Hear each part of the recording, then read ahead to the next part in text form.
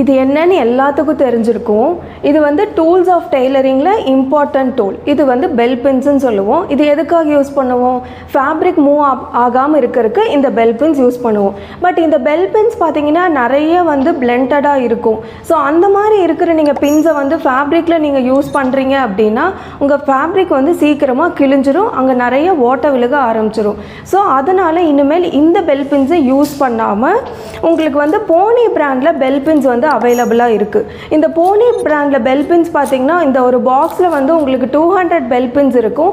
Around உங்களுக்கு வந்து ஒரு 70 ருபீஸ் தான் வரும். மேலே வந்து பார்த்தீங்கன்னா அழகாக ஒரு குஷனும் கொடுத்துருக்காங்க.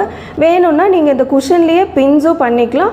ஸோ நீங்கள் ஈஸியாக எடுத்து யூஸும் பண்ணிக்கலாம். போனி பிராண்ட் பெல் பின்ஸை வாங்கிக்கோங்க. ஸோ இந்த மாதிரி யூஸ்ஃபுல்லான வீடியோஸ்க்கு நம்ம பேஜை ஃபாலோ பண்ணிக்கோங்க. பாய் பாய்.